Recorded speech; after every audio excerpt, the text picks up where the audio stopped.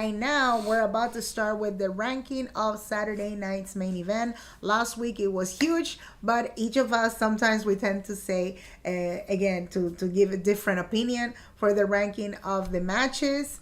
And why don't we start with the first from the worst, you said, right? From the worst, we're going to go, ladies and gentlemen. My prediction, I don't know, my wife will be with me in the ranking of my the least that I didn't like. It was a great match, but we know what's going to happen.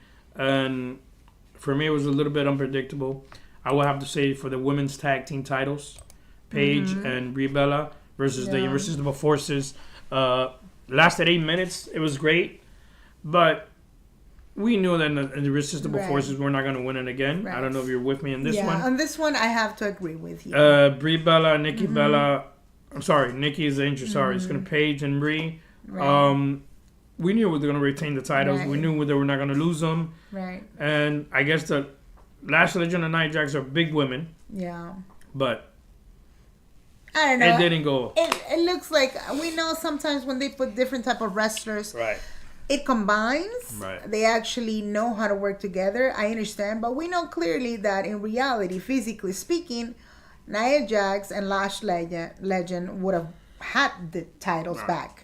We know because they're huge. Right. But we know clearly also that they are letting, again, the legends, right now to have a lot of momentum. Right. And it's too predictable. Like, we know. They have to keep the titles. Just because it's a huge opportunity for Brie Bella in this case. And Paige also, again, coming back after I don't know how many years. You know, it's too predictable. That's the reason that I guess it tends to be a little bit boring, you know. It's too predictable. Yeah, that was the thing. Our next match, ladies and gentlemen, from the least, I will have to go with the women's Intercontinental Champion Becky Lynch and Sol Ruka. It wasn't planned that I thought it was going to be like that. The match only lasted 2 minutes, but this was a little bit funny with her Becky Lynch dropping Jessica Carter to the floor. And I think they do this because they want to see what's the word I'm looking for? They want to set up Becky Lynch because every time they put Jessica Carter and her matches, they want to make a storyline because I guess Jessica Carter and Becky Lynch don't get along, and they want to make a little storyline with these two. But the match lasted 2 minutes, so I don't see how it lasted. I guess they wanted to make it like this because now we have the Intercontinental Championship for the women this Sunday at Clash in Unity. Exactly. But it was a non-title match. But for 2 minutes, it was not what I expected. Right. But number 4, I have to go, different way. It's going to be, for me, the tag team titles on the line. Because, it was not a big deal. I don't know. It looked for a moment like it was really, really, really going for Montez Ford and Angelo for a moment. But at the same time, you could tell that the Division had to retain the titles. It was too visible. So they had to cheat and do a lot of stuff at the moment, right? At the end of the match on purpose.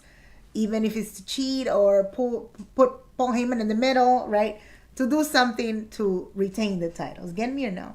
And one of the things that, again, I don't know. I thought we were going to see the Street Profits winning, though. But it didn't happen. It looked so many times like they were about to pin like 3 times, and it didn't happen. Get me or no? I'm like, it looks like it's about to happen, and it didn't happen. So, well, that's what be number 2 for you. Exactly. Well, number 4. Number for 4, you. sorry. This is for me. Right. Number 3 for me will be Ethan Page and Penta for the Intercontinental Championship. Of course, again, we knew number Penta. 3, really? Okay. We knew Penta was going to win it anyway. Right. Great match, but for me, I needed a little bit more spike, I would say. You think? Yeah. Okay, on that one, I have to go all the way. The opposite, number 3, I have to put the girls. The girls. The women's match, okay? I understand that they want to elevate Jade Cargill, but I still do not find the elevation for her. I don't know. It's too obvious. We have Rhea Ripley. We have Charlotte Flair. We have Alexa Bliss. We know they are going to be on top. How can you put them to lose? It doesn't make any sense. That's the reason that I would put number 3, because it's too way understandable the legends, if you can call them, which is true, they are supposed to win all the time. And you're putting Jade Cargill winning with few moves that she tends to do. Like, I'm not saying she's the best wrestler ever, but yeah, I understand also that they want to push the new faction. They want to, you know what I'm saying, right?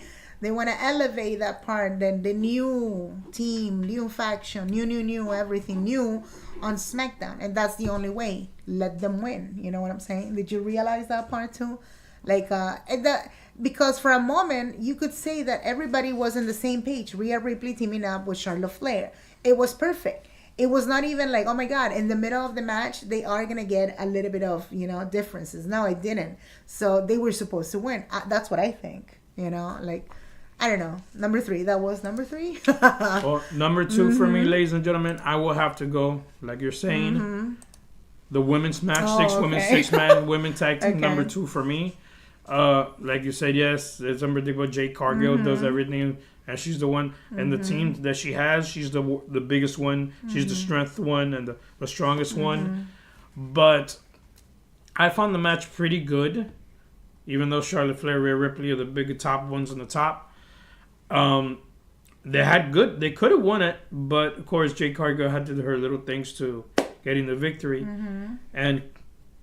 But I saw it a pretty good match between these 6 women, and I don't think these 6 women together are done yet. I think they're going to be more storylines with them coming up in the future with them. Yeah. So now on that one, number 2, I have to put this one, Becky Lynch, because we have different point of views, but on this one, I have to say it. At the beginning of the match, Sol Ruca, she was on top. She was just going with all the moves and the acrobatics and whatever she tends to do and all this stuff.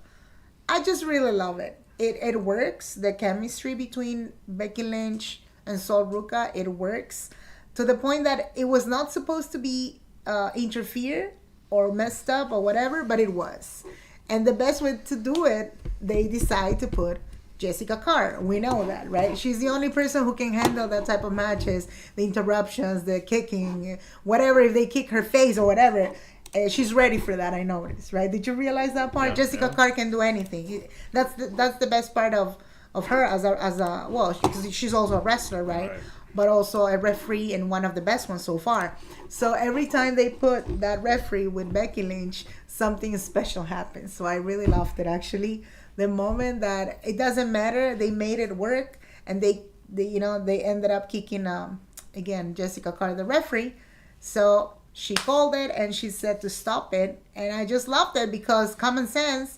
That's the reason, the green light to give Sol Ruca a title shot.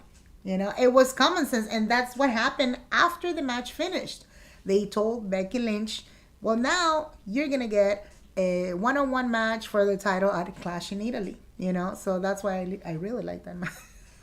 That's it. And our final, ladies and gentlemen, number 1 for me, we'll have to go for the World Tag Team titles, the Street Profits and Division.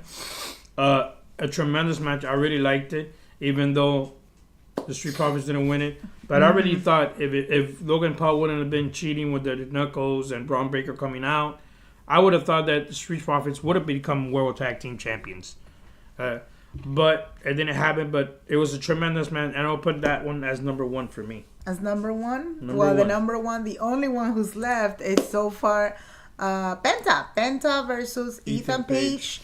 I don't know. I really find it really interesting. I've never seen Ethan Page in such a hype and concentration, like for the moves. We know that he knows how to handle everything. He has done it already on NXT. That's the reason that I saw something special between both of them, to the point that it makes sense. We need a rematch, right? But this was the moment for Penta. That either way, I really love the chemistry and the moves and all you can imagine. Much more comparing to the other matches.